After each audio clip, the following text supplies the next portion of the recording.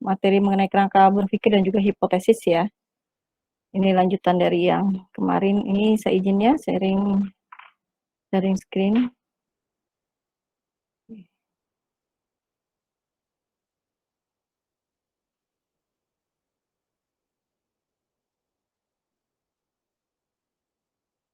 Oke, materinya sudah terlihat?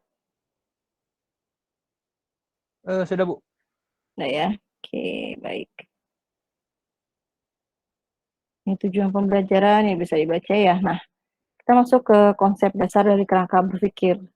Jadi kalau di dalam melakukan penelitian, mau tidak mau memang kita harus memiliki konsep dasar gitu ya dari uh, penulisan yang mau kita buat. Nah, salah satu pendekatan untuk membantu mempermudah dalam proses menulis, ya di sini kita perlu sebuah kerangka berpikir. Kok di sini disebutkan ya, kerangka berpikir adalah uraian mengenai kerangka konsep pemecahan masalah, ya, yang telah diidentifikasikan atau dirumuskan pada tahap perumusan masalah. Jadi kalau kita lihat ya, dia ini adalah desain dasar ya di dalam kalian ketika mau membuat sebuah tulisan. Ya, jadi apa sih tahapannya gitu ya, langkah-langkahnya seperti apa. Nah, ini masuk di dasar kerangka berpikir. Atau dia disebutkan juga ya ada intisari dari teori yang telah dikembangkan. Nah, dari kerangka berpikir ini adalah sebagai dasar perumusan dari sebuah hipotesis, ya.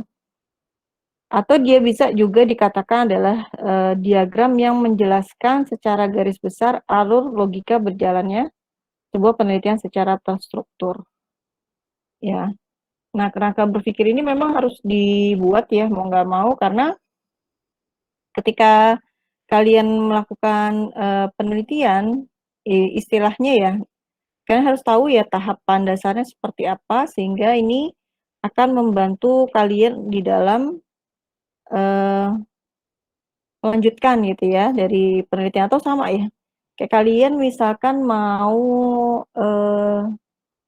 kalau ke mall mungkin bisa berubah ya, tapi kalau misalkan kalian mau ke Tanah Abang gitu kan, ke Tanah Abang minimal kalian harus paham ke Tanah Abang ngapain aja ya, kan gitu ya. Kalau hanya beli satu barang mungkin hanya capeknya aja, karena nggak mungkin ke Tanah Abang cuma beli satu barang harganya mungkin mungkin lebih murah, tapi pasti kalian akan makan gitu ya, minum, belum transportasinya, kan berpikirnya begitu.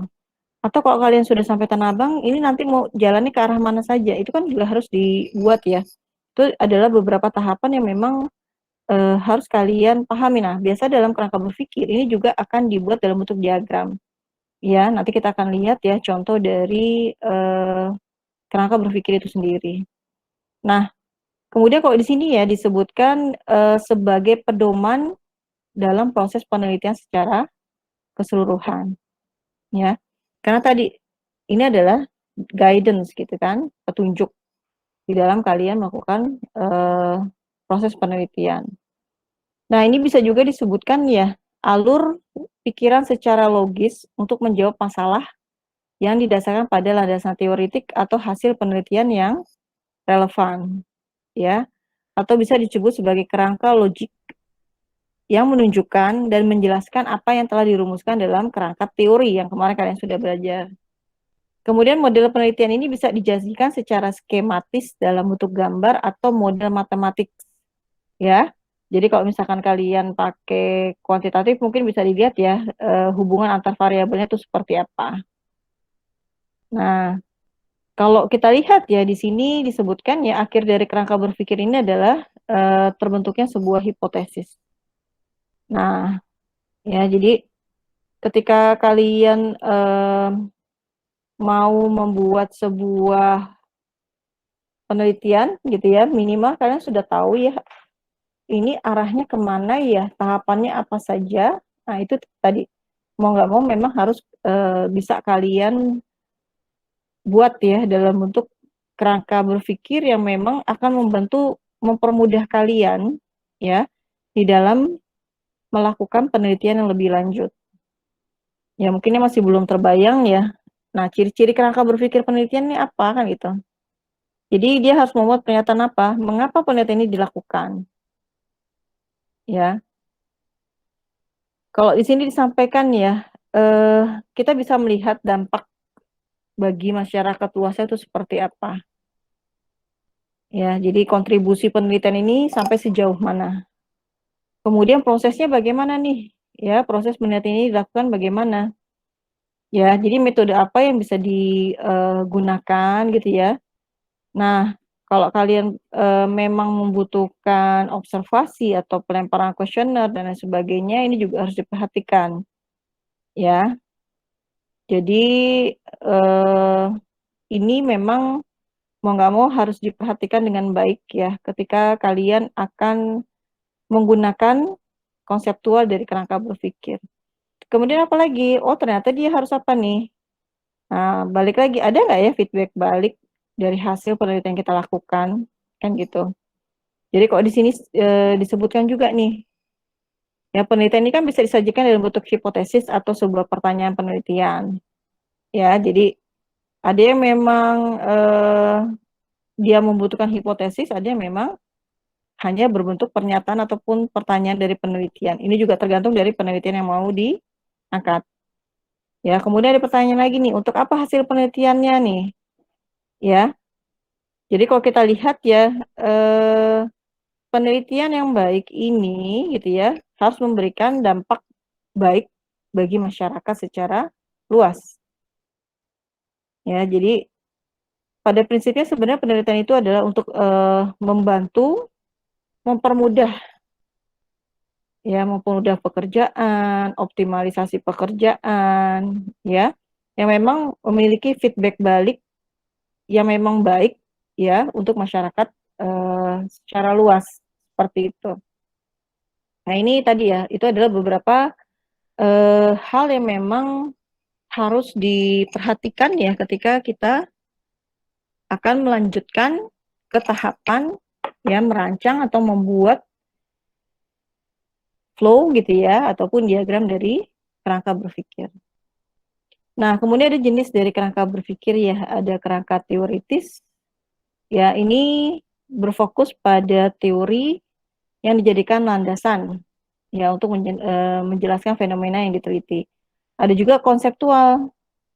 Ya, kalau konseptual itu adalah menjelaskan konsep-konsep ya dari apa yang ada dan apa yang akan dicari ya di dalam penelitian tersebut. Kemudian ada juga kerangka operasional. Ya, jadi dia bisa melihat ada yang variabel yang diturunkan dari konsep yang telah terpilih, kemudian variabel-variabel itu apakah memiliki keterkaitan atau tidak ya, atau bisa juga dijadikan indikator untuk mengukur dari variabel yang bersangkutan. Ya. Nah, kemudian menyusun kerangka berpikir, ya ini bisa dimulai dengan apa? Nah, kita harus bisa lihat dulu nih teori apa yang dijadikan landasan. Ya, kemudian apa yang akan diuji atau yang digambarkan dalam penelitian yang kita lakukan. Nah, kemudian kita melakukan apa nih? Ya, kita cari asumsi-asumsi ya yang akan dibentuk ya atau yang mendukung dari penelitian yang akan kita angkat. Kemudian bisa juga kita mengoperasikan gitu ya konsep atau variabel sehingga konsep-konsep tersebut ini siap untuk dilakukan proses pengujian. Nah, penyusunan kerangka berpikir ini bisa mengikuti langkah-langkah sebagai berikut ya. Ada paradigma atau kerangka teoritis yang digunakan, ya, kerangka konseptual, kerangka operasional, ya, kemudian variabel yang akan diteliti. Atau bisa juga memberikan penjelasan secara deduktif, ya, mengenai hubungan antar variabel penelitian. Nah, kalau di deduktif, ya, itu meliputi 3 hal ya. Ada tahapan menelaah konsep, kemudian ada judgment, kemudian ada reasoning. Ya. Jadi dia mencari-cari dulu nih proposisinya, fakta-faktanya ya gitu kan. Fakta-fakta yang benar sama dia disusun dulu. Nah, dari fakta-fakta tersebut kemudian dicari ya keterhubungannya sehingga didapatkan gitu ya. Apakah dari fakta-fakta tersebut memang bisa digunakan atau tidak dan apakah memang ada keterkaitan atau tidak. Kemudian dari konsep dan juga judgement tersebut ya kita bisa melakukan proses reasoning.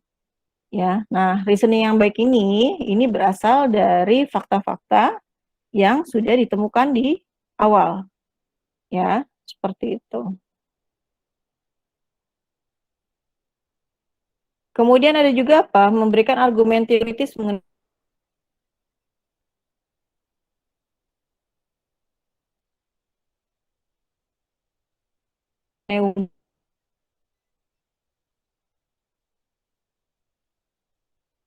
hubungan antar variabel yang diteliti, ya.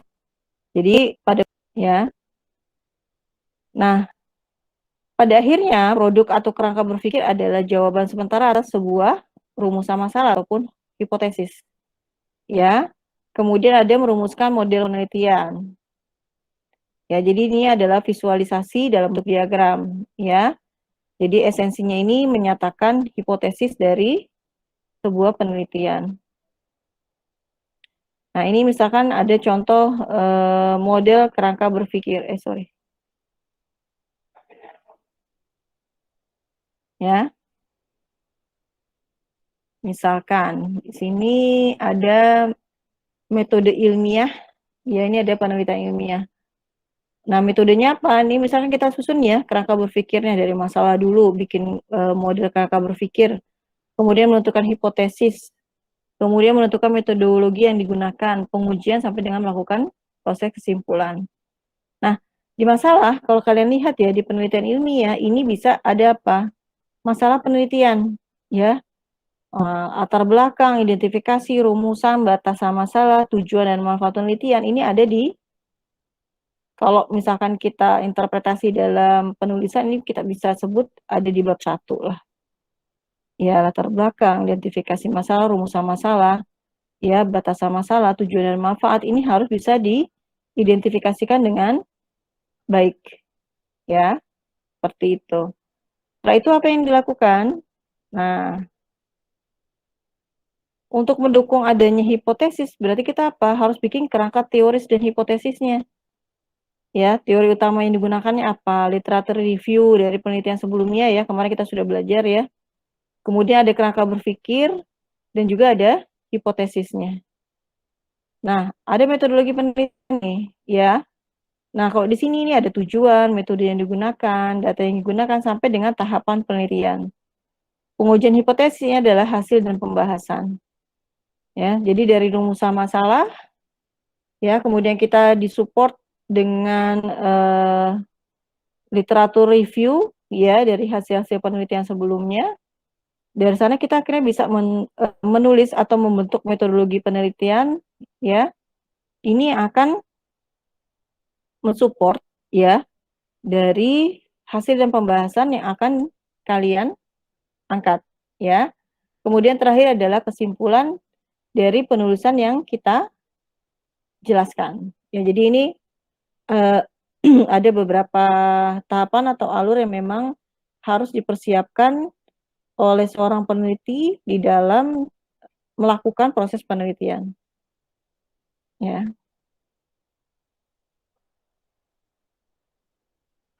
Nah, dalam membuat model ini harus memahami susunan dari kerangka berpikir.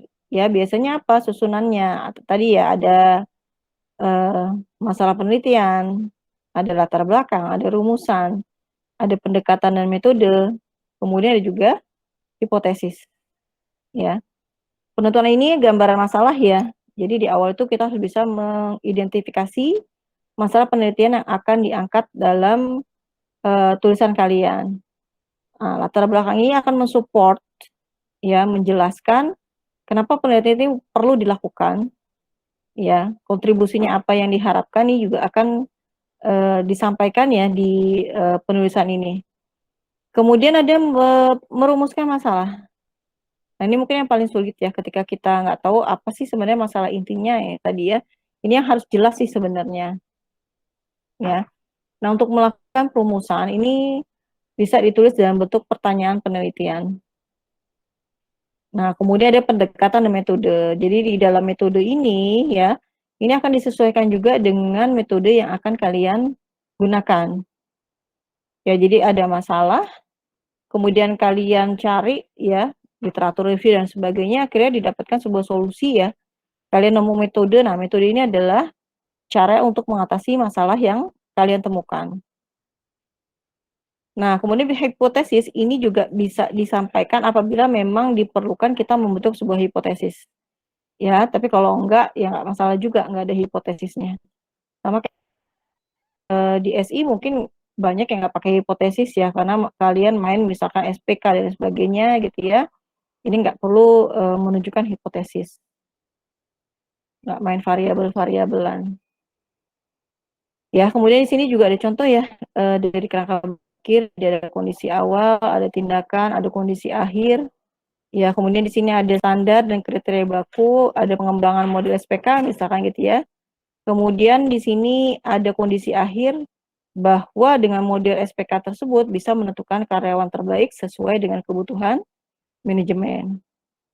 Nah, kalau kalian lihat ya di dalam kerangka berpikir ini dijelaskan ya, ada kesulitan melakukan identifikasi gitu ya, ingin mencari karyawan terbaik. Belum punya juga standar kriteria dan juga nilai kriteria yang digunakan.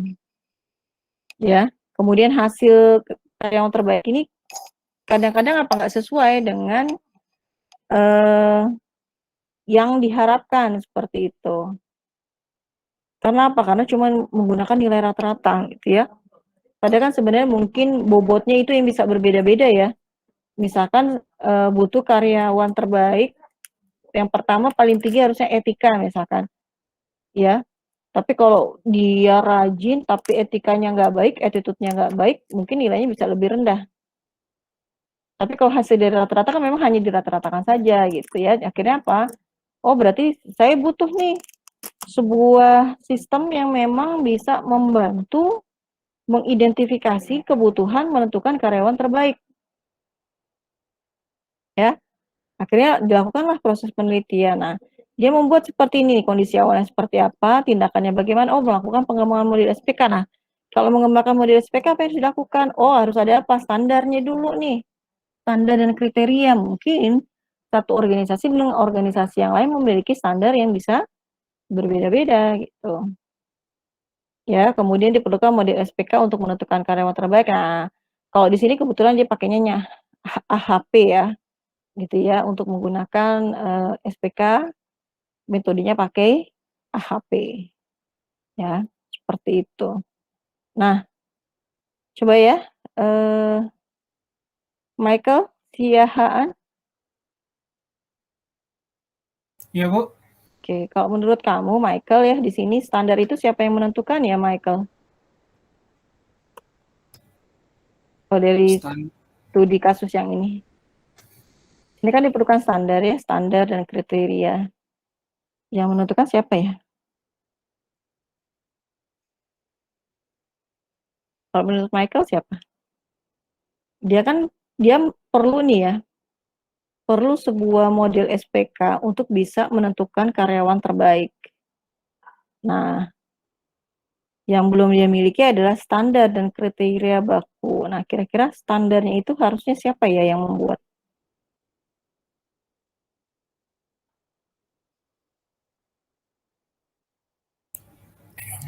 yang membuat ya, Bu. Hmm. Kalau menurut kamu?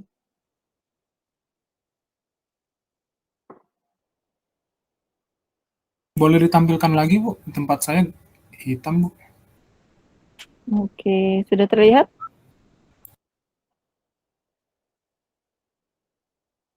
Ini di dalam suatu perusahaan kan, Bu? Hmm. Oke, boleh di perusahaan. Ya, menurut kamu siapa yang menentukan standar?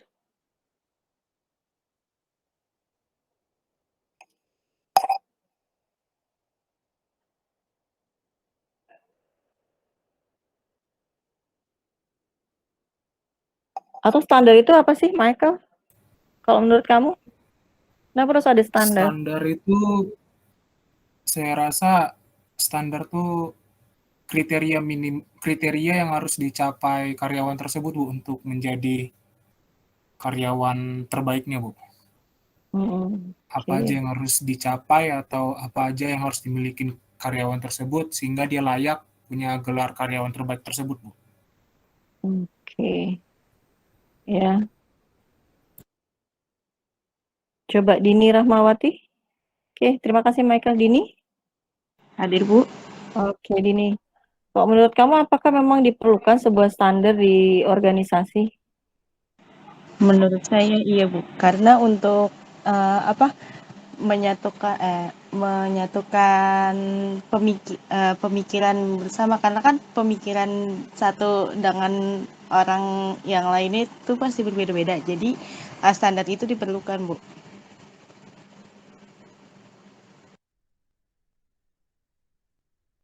Oke, baik. Terima kasih Dini ya. Jadi kalau dilihat ya di sini, bentar dulu sebentar.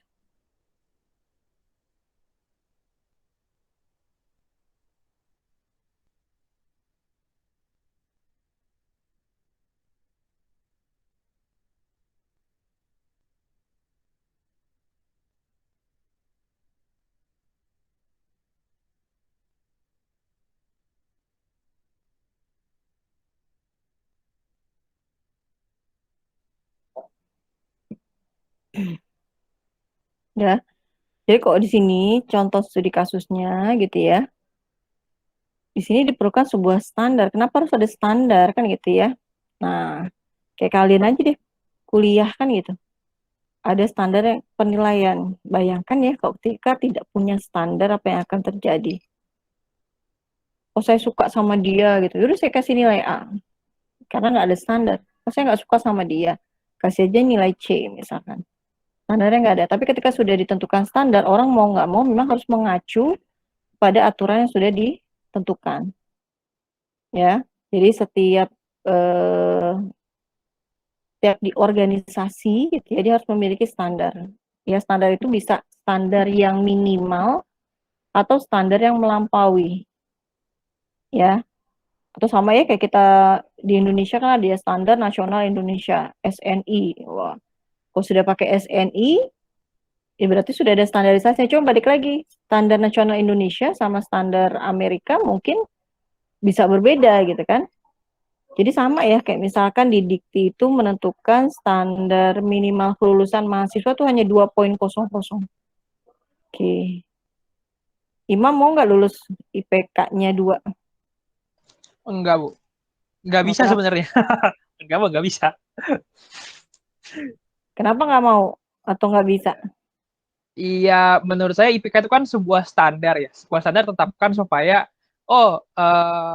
tingkat kemampuan dia setelah mengikuti perkuliahan ini itu segitu loh. Tingkat kemampuan dia setelah mengikuti semester ini totalnya tuh IPK ya, Bu. Dan IPK tuh totalnya 3 gitu misalnya. Itu berarti kan bukti bahwa dia menguasai 75% dari materi yang sudah diberikan gitu. Nah, itu mengapa saya tidak mau lulus dengan dengan IPK 2 karena ya berarti tingkat penyerapan saya terhadap kuliah yang sudah saya lakukan atau mungkin pelajaran-pelajaran yang sudah saya pelajari itu cuma 40% gitu, Bu. Dan itu tergolong kurang baik menurut saya di standar luar gitu.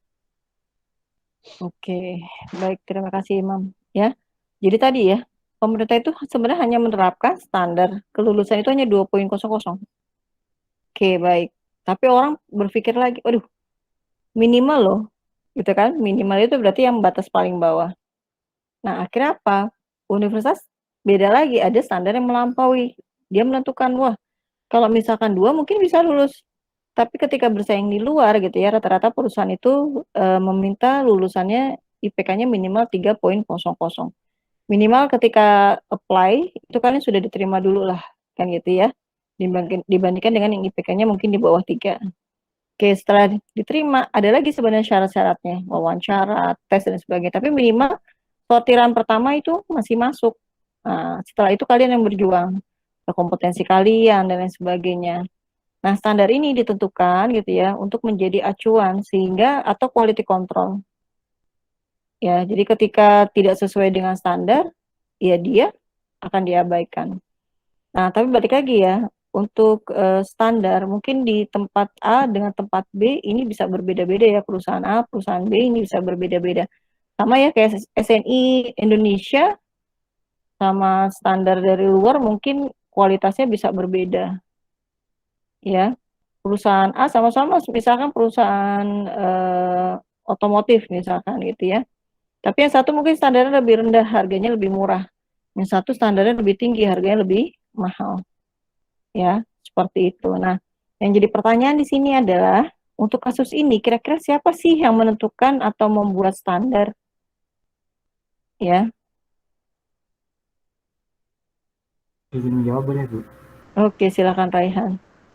Iya, Bu. Kalau menurut saya kalau di lingkup perusahaan itu bisa tim HR-nya ya, Bu. Human Resource sama ini ya, pimpinannya, Bu. Pimpinannya bisa ikut ngasih pendapatnya. Kira-kira begitu, Bu.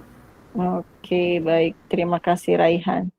Oke, baik ya. Jadi biasanya ini yang membuat standar ini bagian HRD ataupun bekerja sama dengan pimpinan ya. Nanti HRD yang membuat draftnya, kemudian dipresentasikan, nanti pimpinannya oke, jalan. Ya. Nah, mungkin pertama-tama dia akan memiliki standar yang lebih rendah atau standar minimal. Setelah semua standar sudah terpenuhi, akhirnya pasti akan naik levelnya, dinaikkan, ya.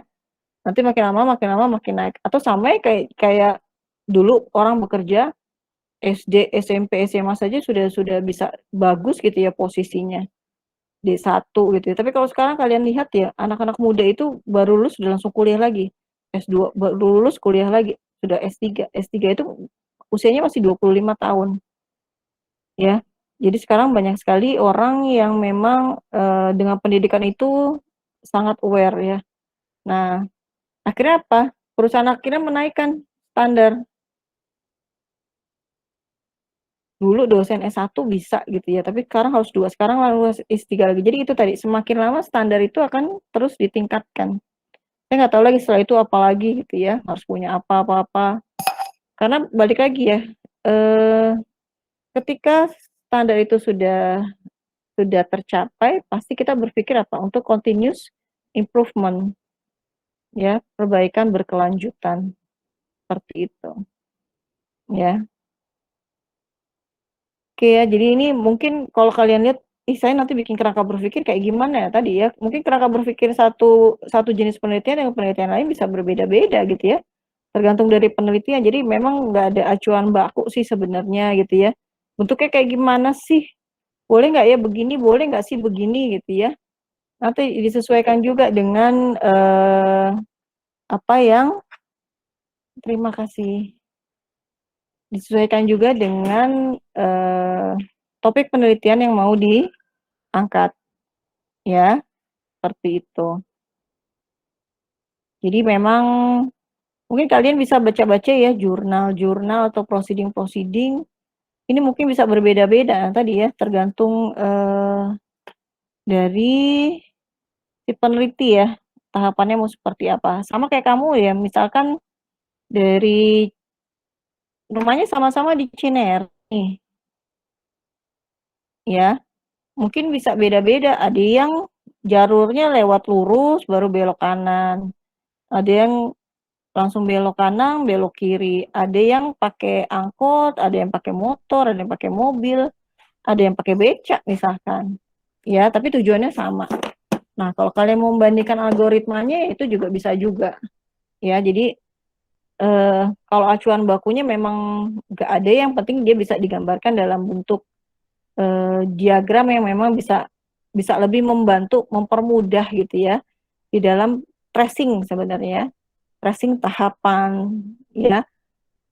Jadi kalian akan bisa lihat, oh sebenarnya saya masih ada di tahapan yang mana ya, gitu ya. Dibandingkan kita tidak menulis gitu ya dalam bentuk sebuah kerangka berpikir, ya. Sama kayak kita misalkan mau bikin aplikasi atau program, apa langsung buka laptop, ketak-ketik, atau apa yang biasa dikerjakan dulu? Coba Putri Benedita. Putri? Iya, Bu. Oke, kalau kamu mau buat aplikasi biasanya langsung buka laptop, buka program, langsung coding, atau biasanya apa yang dilakukan? Cari referensinya dulu, Bu.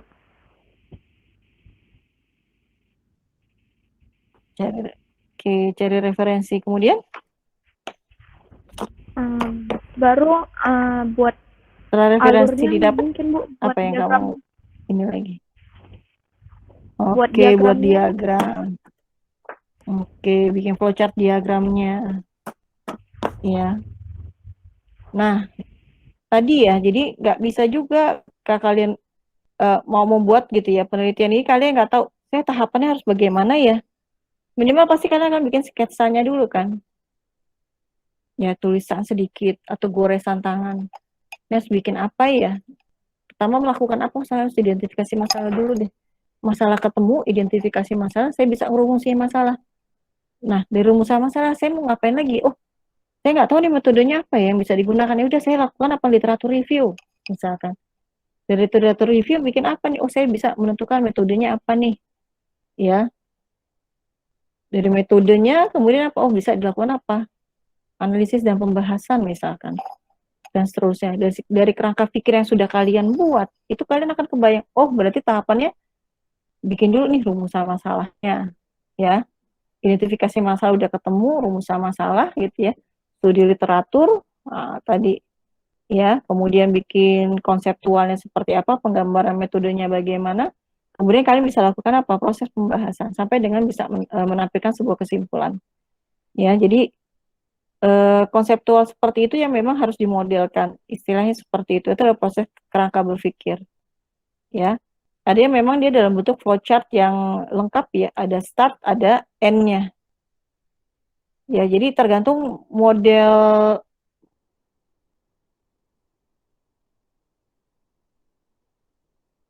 atau metode yang kalian pakai sih sebenarnya.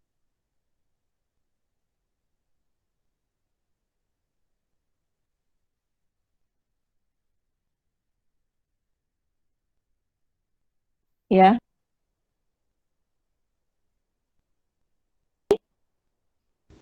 Iya Bu. Iya. Nasiti. Oke, Nasiti. Kamu udah pernah baca belum, Nasiti?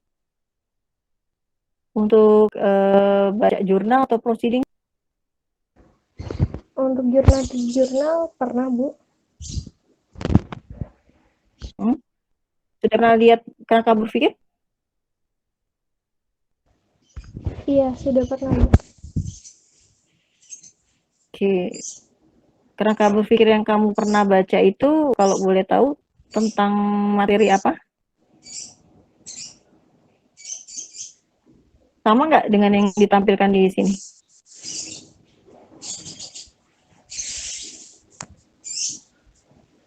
Iya, kurang lebih sama. Jadi bentuknya diagram gitu Bu. Oke. Kurang lebih sama ya. Jadi bentuknya sama-sama diagram gitu ya. Cuma mungkin pendekatan yang berbeda-beda ya. Karena tadi ya saya bilang ya, ini juga bisa disesuaikan sama metode yang digunakan. Ya, jadi kalau metodenya beda, gambarnya juga biasanya berbeda. Ya, disesuaikan dengan situasi dan kondisi yang memang kalian butuhkan. Ya, seperti itu. Oke.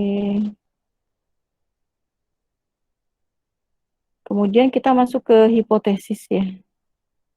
Wah, ini biasanya kadang-kadang beberapa penelitian memang membutuhkan sebuah hipotesis ya. Di sini disebutkan hipotesis adalah pernyataan sementara tentang masalah penelitian. Kemungkinan ya, jadi estimasi hasil penelitian atau dugaan. Ya, jadi ini masih bentuknya samar-samar lah gitu ya. Jadi kalau polisi itu kan menangkap orang itu ajas praduga tidak bersalah. Ya. Jadi walaupun orangnya salah, tetap aja kita bilang praduga tak bersalah. Cuma itu tadi disertakan dengan bukti-bukti. Hipotesis juga sama nih, pernyataan sementara nih. Ya, sementara kamu masih aman nih gitu kan. Tapi nggak tahu juga setelah bukti-bukti mengarah ke arah yang positif misalkan gitu ya. Dan terbukti ya akhirnya kita bisa mengatakan bahwa memang benar gitu. Atau bisa juga salah. Nah, pengertian ini hipotetis adalah pernyataan atau penjelasan sementara yang diusulkan untuk diketahui tetapi belum terbukti kebenarannya. Ya, masih ada jalan panjang lagi untuk proses pembuktiannya. Ya.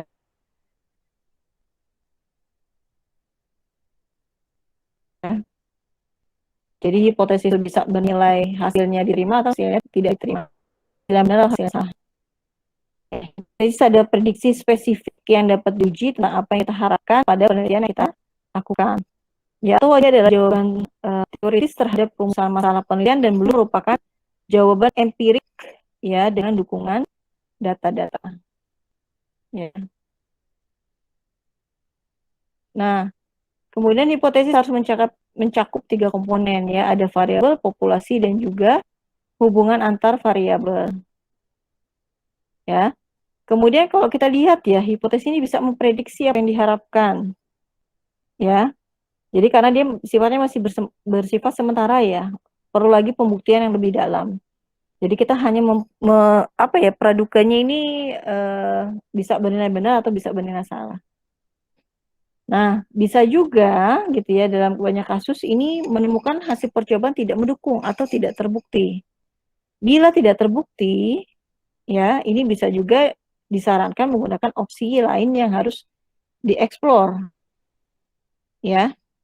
Oh berarti misalkan ya kemarin ya, oh ini kayaknya kalau panas sekali siang, sorenya pasti hujan. Ya. Tapi ternyata hujan, ternyata sorenya nggak hujan, ya harus dilakukan misalkan penelitian lagi. Kenapa ya? Padahal segitu teriknya kenapa nggak hujan ya sorenya. Nah, ya kadang-kadang ketika kita membentuk sebuah hipotesis, ya belum tentu 100% dia terbukti benar. Nah, ketika tidak benar itu apa yang harus dilakukan? Nah, tadi ada proses lagi untuk membuktikan hasilnya. Nah, perlu diingat nih, tidak semua penelitian memerlukan hipotesis. Ya kayak kalian bikin aplikasi, rancang bangun, ya pengembangan sistem, mungkin nggak perlu pakai hipotesis. Ya ini hanya penjelasannya. Beberapa penelitian mungkin memerlukan hipotesis. Cuma kalau kayak kalian misalkan untuk analisis dan perancangan sistem itu nggak perlu pakai hipotesis. Pengembangan sistem informasi nggak perlu hipotesis. Ya SPK, sistem pendukung keputusan, misalkan untuk menentukan mahasiswa yang layak mendapatkan beasiswa misalkan, itu juga nggak perlu hipotesis. Ya jadi tergantung situasi dan kondisi lah ya. Jadi nggak semuanya ini memerlukan hipotesis. Kayak di IF ya mungkin ya di data mining, machine learning, deep learning, ya kemudian algoritma, fuzzy logic ini nggak pakai hipotesis. Jadi menjelaskan permasalahan diangkat dalam penelitian, menjelaskan variabel, memilih metode analisis data juga sebagai pedoman untuk menarik kesimpulan. Ya, jadi ini harus ditentukan ya sebelum penelitian dilakukan. Masalah tidak dapat diselesaikan secara ilmiah kecuali disampaikan dalam bentuk hipotesis ya. Jadi masih berupa pernyataan yang masih samar ya, karena dia masih perlu dibuktikan kebenarannya. Karakteristik hipotesis yang baik, hipotesis harus tepat dan jelas, dapat diuji, bukan pertanyaan moral atau etika atau tidak terlalu spesifik atau umum. Ya. Ini beberapa aturan yang memang harus diperhatikan ya. Kemudian prediksi dari kesimpulan dinyatakan dalam bahasa yang sederhana, konsisten dari fakta yang diketahui. Kemudian menerima pengujian dalam jangka waktu ditentukan sampai menyatakan fakta yang memunculkan keharusan. Nah, hipotesis agak berharga walaupun jika terbukti salah. Ya, karena itu tadi ya sebuah pernyataan penelitian yang patut memang kita buktikan ya, dan memang sebuah berharga. Kayak pertama ya dulu, oh COVID ini paling cuma 6 bulan selesai gitu. Ternyata sampai sekarang berapa? Hampir 2 tahun ya. Iya, Februari udah 1 tahun, sekarang sudah di bulan September. Sudah 1 tahun setengah. Pandeminya masih berlanjut. Ya, ini tadi peneliti-peneliti akan mencari lagi, kenapa ya kok nggak berhenti di sini ya, pandeminya terus menyebar kemana-mana, misalkan seperti itu. Kemudian tujuan dan hipotesis. Ya, tujuan dari hipotesis ini apa sih? Minimal kita tahu lah ya guidance-nya, penjelasan sementara itu seperti apa sih fenomenanya gitu ya.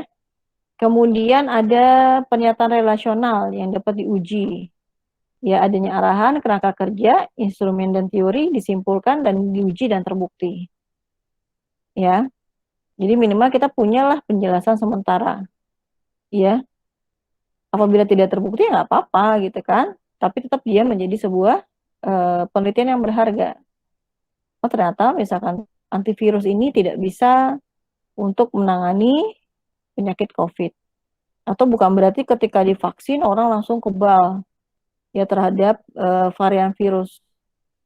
Ya, tapi ternyata ada proses, misalkan seperti itu. Hipotesis ada 3 macam, ya. Ada hipotesis penelitian yang dinyatakan dalam bentuk kalimat, ada operasional dalam bentuk H0 dan juga H1.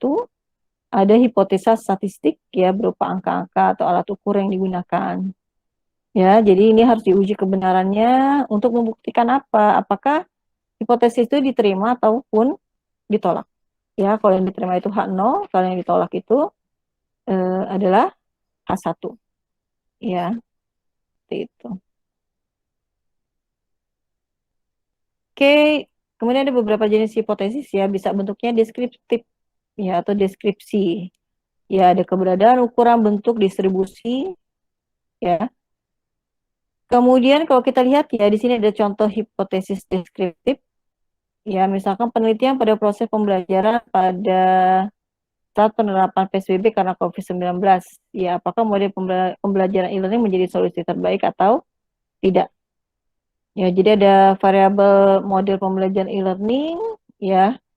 Jadi ini pakai variabel tunggal. Nah, hipotesis yang dibuat apa nih? H0, model pembelajaran e-learning menjadi solusi terbaik, atau H1, ya, model e-learning bukan menjadi solusi terbaik, ya. Ini contoh untuk hipotesis deskriptif. Ada juga relasi yang memiliki keterkaitan antar dua variabel. Ya, bisa juga berupa korelasi dan juga sebab akibat. Ya, contohnya ya penerapan model pembelajaran e-learning dan kinerja dosen. Ada nggak ya hubungan antara model e-learning dan juga kinerja dosen? Nah, jadi kita bikin hipotesisnya. Ya, H0 diduga penerapan model e-learning mempengaruhi kinerja dosen atau H1 kebalikannya. Ya, jadi kalau H1 itu yang negatifnya ya. Atau tidak mempengaruhi kinerja dosen. Ini adalah relasi. Ya. Ada juga yang membandingkan komparatif. Ya, misalkan apa? Adanya perbedaan antara tingkat kematian penyakit A dan B. Ya, apakah punya tingkat kematian sama atau berbeda? Ya, dia menggunakan dua variabel ya, ada penyakit A dan juga ada penyakit B. Ya, ini hipotesis yang ditentukan ya, tingkat kematian tidak berbeda dengan tingkat kematian penyakit B atau kebalikannya ya, H1. Atau apa? Asosiasi. Hubungan antara dua variabel penelitian. Ya. Oke, penelitian yang akan meneliti penerapan e-commerce berhubungan dengan tingkat penjualan barang ABC atau e-commerce berhubungan dengan peningkatan penjualan barang ABC. Ya, kemudian kita bisa menentukan hipotesisnya ya. Penerapan e-commerce mempengaruhi tingkat penjualan barang ABC atau sebaliknya. Kemudian ada juga pengujian. Pengujian ini bisa pakai teknik statistik. Ya, bisa juga misalkan kalian pakai SPSS ya. Atau kalau sekarang ada SEM PLS. Ya, untuk menyatakan pernyataan secara statistik, kemudian kita bisa menarik kesimpulan. Nah, pengujian hipotesisnya melibatkan apa? Ya, menarik kesimpulan yang konsekuensinya harus memperlihatkan jika hipotesis benar.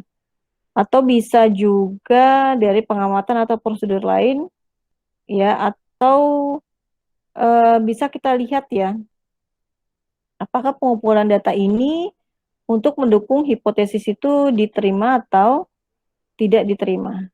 Ya, ini contohnya ya.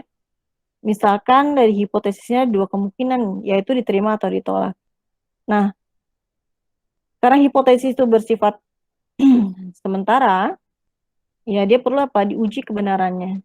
Ya, ada uji hipotesis ya. Diterima atau ditolak. Ya, kalau diterima ya berarti bisa ditulis ya, kalau ditolak ya nggak bisa dilanjutkan, tapi memang itu sebagai sebuah penghargaan saja. Kemudian ada dua pernyataan hipotesis ya. H0, pernyataan yang diasumsikan benar kecuali ada bukti yang kuat untuk membantahnya. Selalu menggunung pernyataan sama dengan tidak ada pengaruh, tidak perbedaan, yang dilambangkan dengan H0. Ataupun ya ada H1.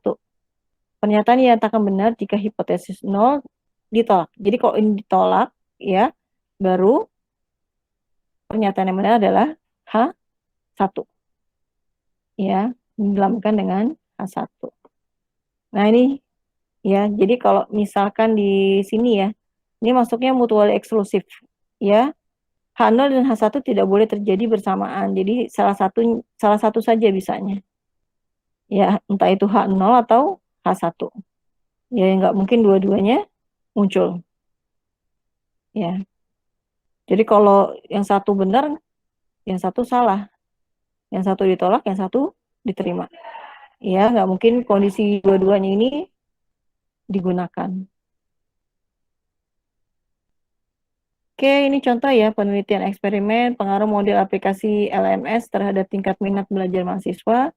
Nah, variabel independennya apa? Model aplikasi LMS.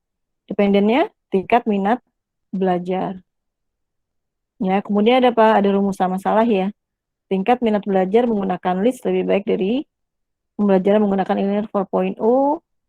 Tujuannya mendeskripsikan tingkat minat belajar menggunakan leads lebih baik dari menggunakan e-learning. Nah, ini dia bikin hipotesis. Tingkat minat belajar menggunakan list lebih baik daripada pembelajaran menggunakan e-learning 4.0. Ya. Oke. Ya, jadi ini adalah contoh bagaimana kita bisa mendeskripsikan hipotesis ya dari sebuah penelitian. Cuma balik lagi ketika ditanya apakah penelitian saya perlu untuk membuat hipotesis atau tidak. Ya, jadi nggak semua penelitian itu memang membutuhkan sebuah hipotesis. Ya, kalau kalian mainnya